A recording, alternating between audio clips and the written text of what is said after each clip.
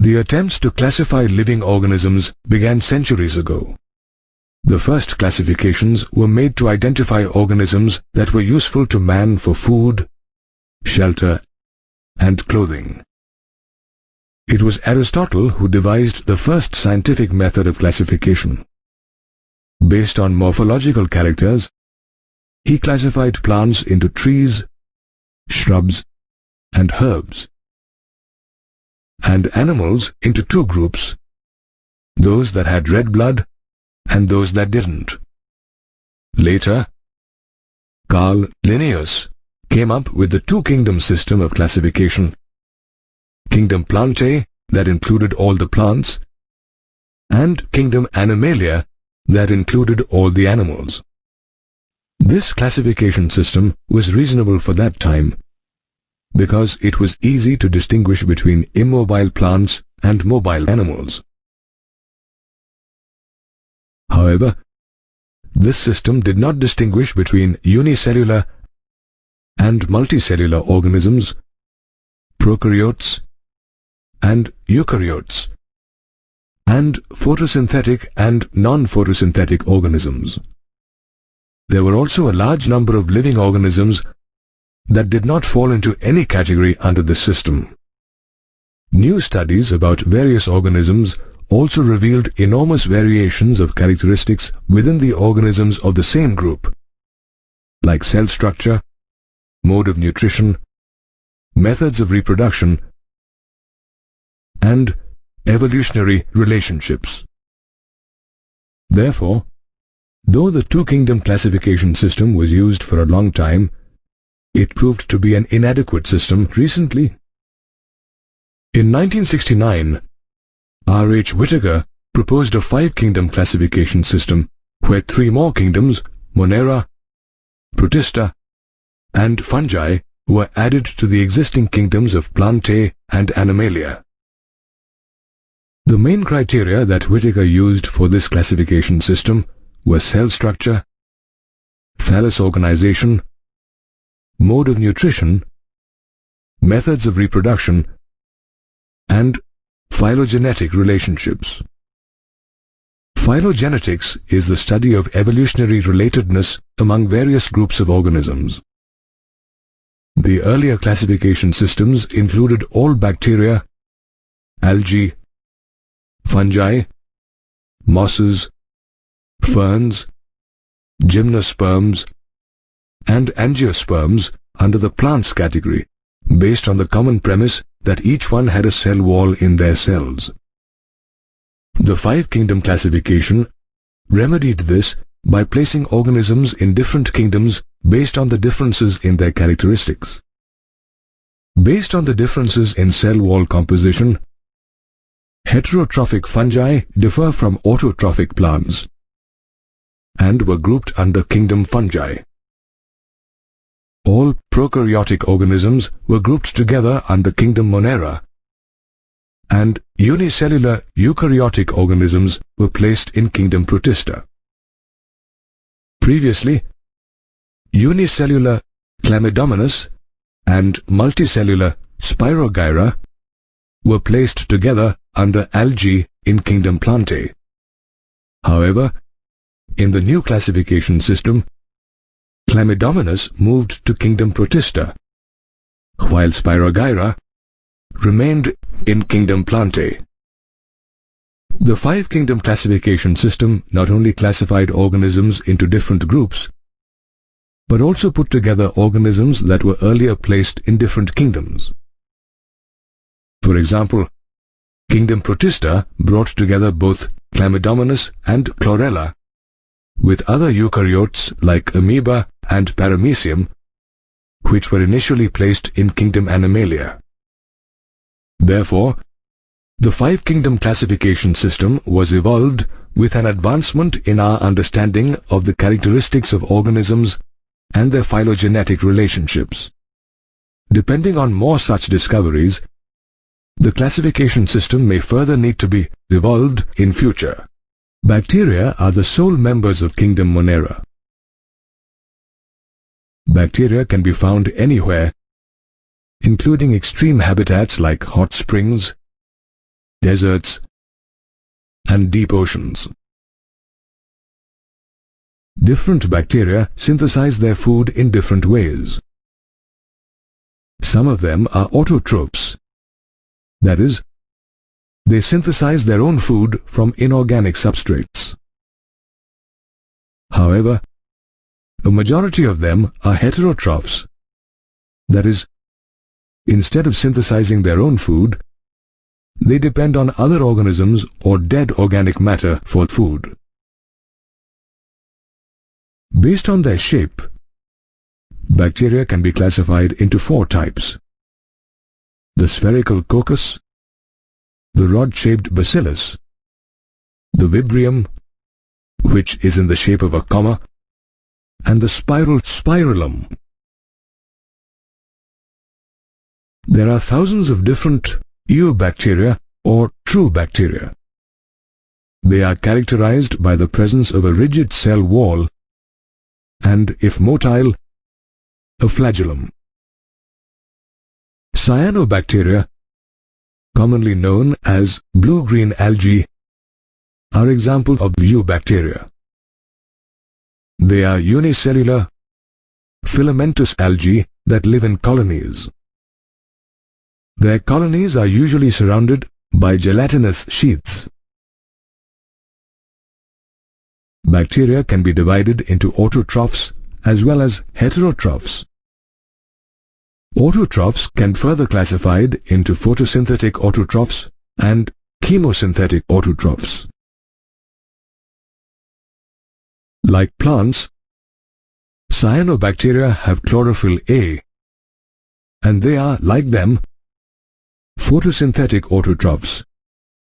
That is, they synthesize their food by using light energy.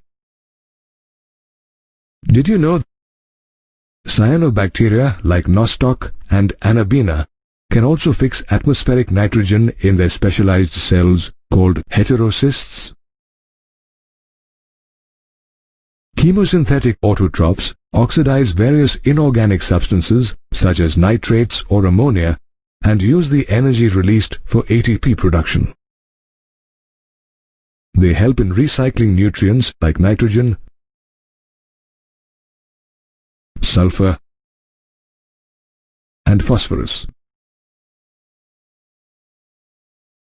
On the other hand, heterotrophic bacteria are decomposers.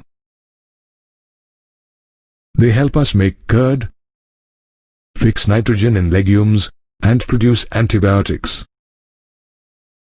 They can also cause harm by damaging crops. And some diseases like typhoid, tetanus, and cholera are known to be caused by bacteria. Bacteria reproduce by fission. They can also reproduce sexually by a primitive DNA transfer from one bacterium to another through the pilus. Under unfavorable conditions, bacteria produce spores. Apart from eubacteria, there are special bacteria called archaebacteria that live in extreme conditions. For example, halophiles live in extreme salty areas. Thermoacidophiles live in hot springs, while methanogens live in marshy areas. Methanogens are also present in the gut of ruminant animals as cows and buffaloes. These bacteria are responsible for the production of methane, also referred to as biogas, from the dung of these cattle. All archaebacteria have a different cell wall structure than other bacteria, which helps them to survive in extreme conditions. Unlike eubacteria and archaebacteria, mycoplasmas are the bacteria that do not have a cell wall. They are also smallest living beings ever known who can survive without oxygen. They are pathogenic in animals and plants. Kingdom Monera, therefore, consists of eubacteria, archaebacteria, and mycoplasmas. All unicellular eukaryotes come under kingdom Protista. Members of the kingdom Protista are primarily aquatic. Chrysophytes, dinoflagellates, euglenoids, slime molds, and protozoans are few categories of protists. Since they are all eukaryotes, they contain a well-defined nucleus and other membranous organelles. Some protists also have either a flagellum or a coelom. They reproduce both asexually through cell fusion and sexually via zygote formation. Chrysophytes include diatoms and golden algae or desmids. They are microscopic and float in great numbers in both freshwater and saline water. Also, they are mostly photosynthetic. Diatoms are known as chief producers in the oceans. Diatom cell walls are embedded with silica, making them indestructible. Diatoms therefore manage to leave behind a large amount of their cell wall deposits in their habitats. These fossilized remains of diatoms form diatomaceous earth. It can be put to various uses like polishing and filtration of oils and syrups. Dinoflagellates are colorful protists found both in marine and freshwater. Depending on the main pigments in their cells, they are yellow, green, brown, blue, or red. Sometimes, when a red dinoflagellate multiplies rapidly in the sea, it makes the sea appear red. This red tide phenomenon is known to be harmful, as the toxins so released can kill other marine animals such as fish.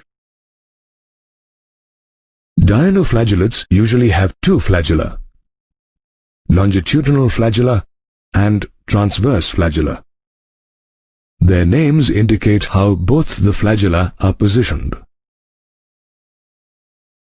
Euglenoids too, like dinoflagellates, have two flagella, one short and the other a long one.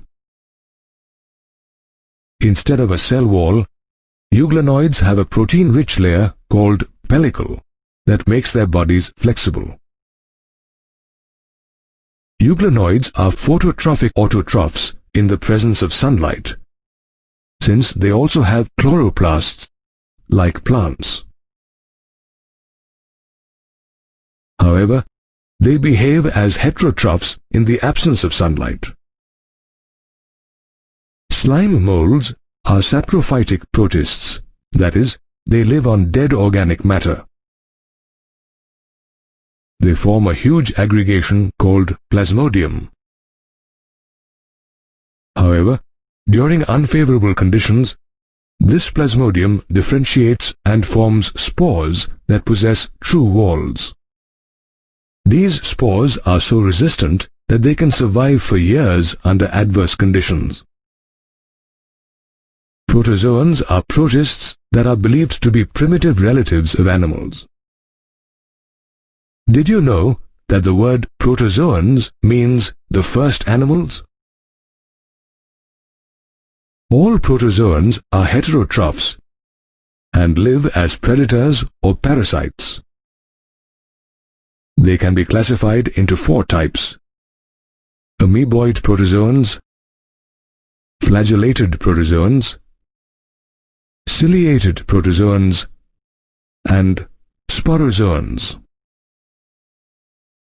Out of these, amoeboid protozoans are found in freshwater, marine water, as well as moist soils.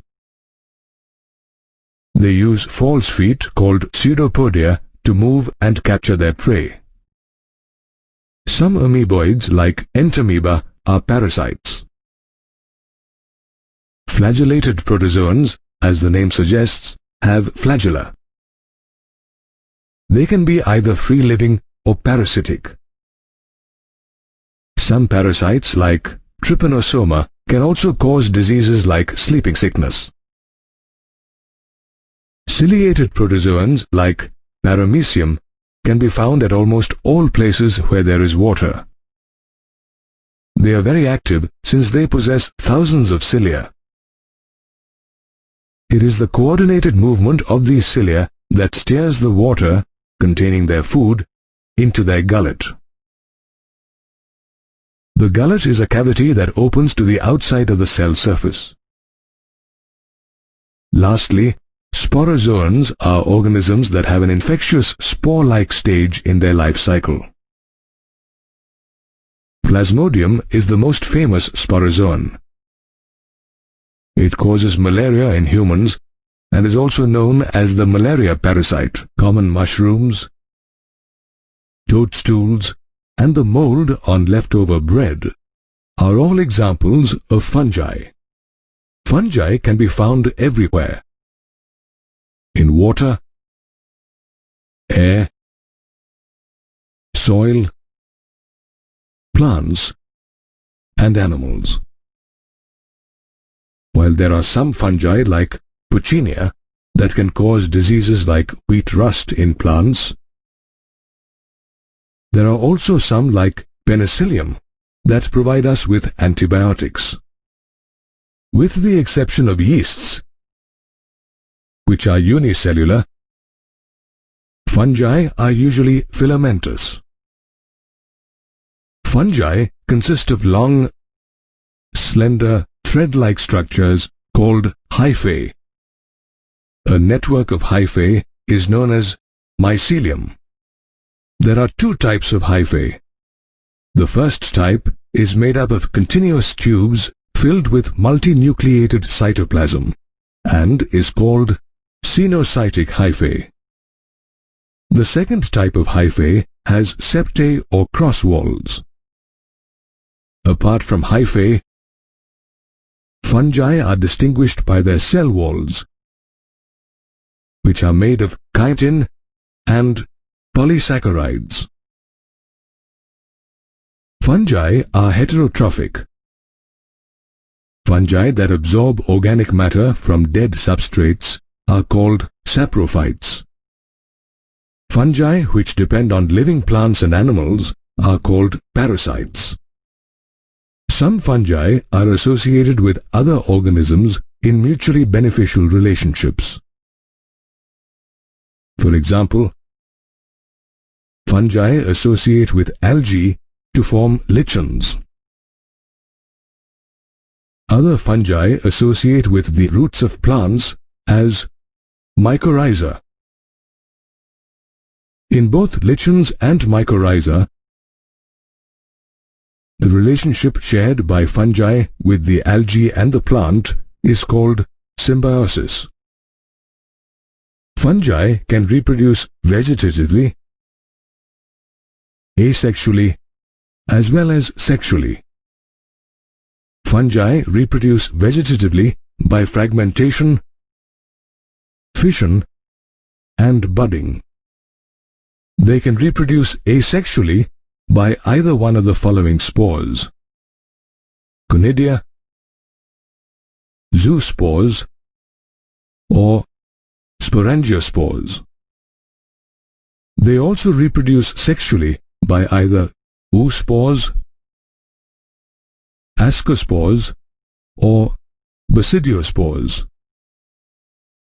All these spores are produced in structures called fruiting bodies.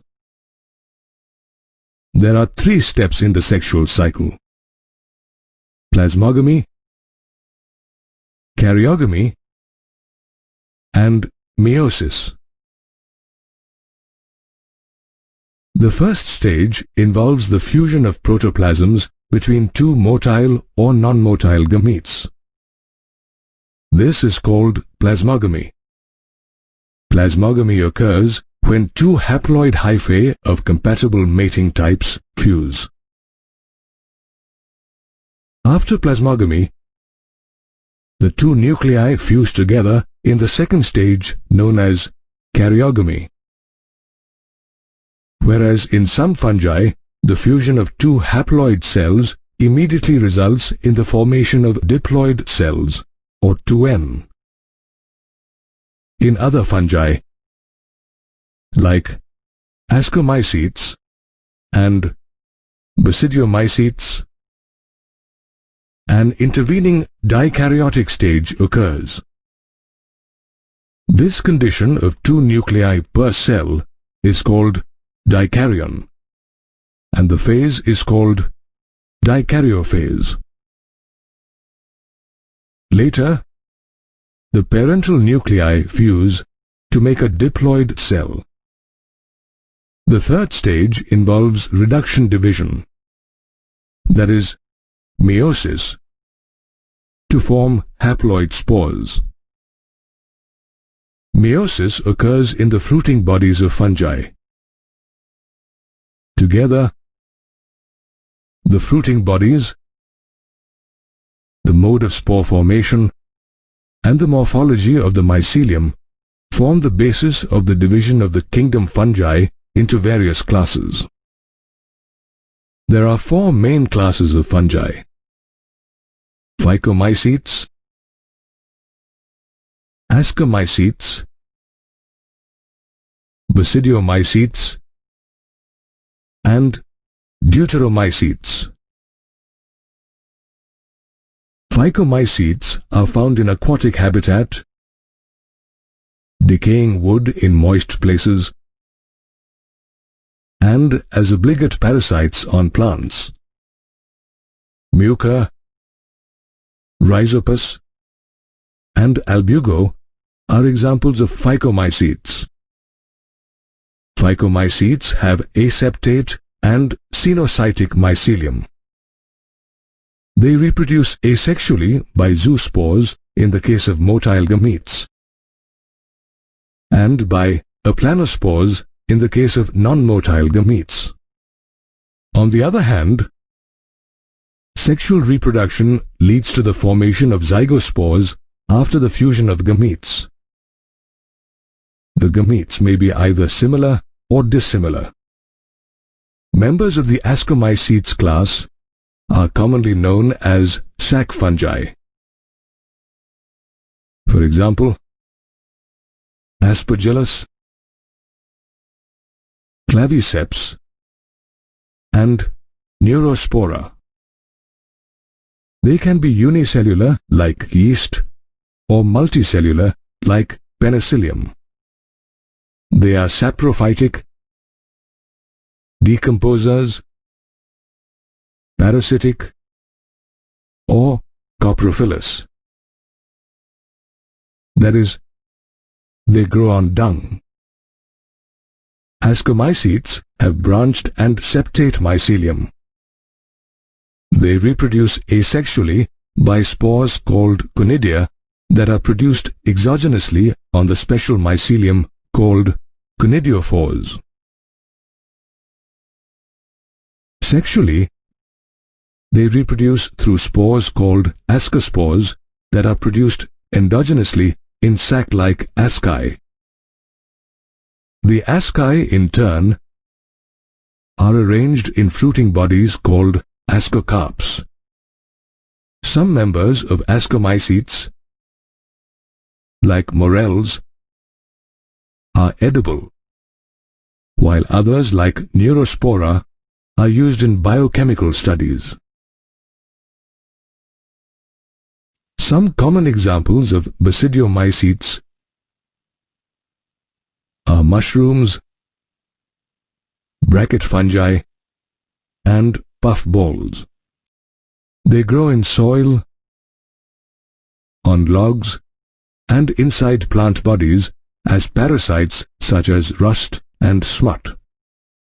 Like Ascomycetes, Basidiomycetes too have branched and septate mycelium. Vegetative reproduction by fragmentation is a common form of reproduction among Basidiomycetes. Sexual reproduction in Basidiomycetes takes place even in the absence of sex organs. In the plasmogamy stage, two somatic cells of different genotypes fuse to form a dikaryote. The dikaryotic mycelium gives rise to the fruiting body called the basidiocarp, on which basidia arise and produce basidiospores exogenously as a result of meiosis.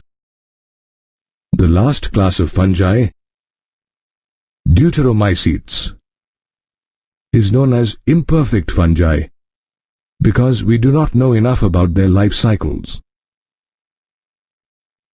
Only their asexual or vegetative phases are known. Deuteromycetes reproduce only through asexual spores known as conidia. They too have a septate and branched mycelium. They are saprophytes or parasites, while a large number of them are decomposers, which help in mineral cycling. Alternaria, Colletotrichum, and Trichoderma are examples of Deuteromycetes. Therefore, members of kingdom fungi display a diverse set of characteristics. All eukaryotic, chlorophyll-containing organisms, that is, plants, fall under kingdom Plantae. Plant cells are characterized by the presence of a cell wall, which is made up of cellulose. While most plants are autotrophs, some plants such as bladderwort and Venus flytrap are also insectivorous. Some of them, such as Cuscuta, are also parasites. Kingdom Plantae also includes algae, bryophytes, pteridophytes, gymnosperms, and angiosperms.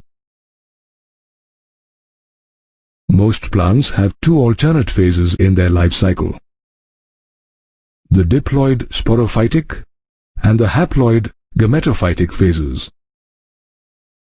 The length of these haploid and diploid phases, and whether they are free-living or dependent,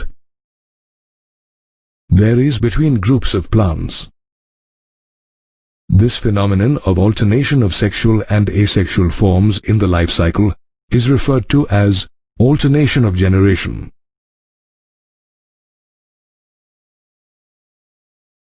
It can be noticed in plants such as liverworts and mosses. Unlike kingdom Plantae, kingdom Animalia comprises only heterotrophic, multicellular eukaryotic organisms. Also, members of kingdom Animalia lack cell walls in their cells. Most of them depend on plants for food directly or indirectly. They digest their food in the internal cavity, which means that they have extracellular digestion. However, they can store food reserves as glycogen or fat. Animals have a holozoic mode of nutrition. That is, they ingest food. In animals, ingestion generally means they take in food through the mouth and pass it through the gastrointestinal tract. Animals reproduce sexually after a male and a female copulate, which is followed by embryological development.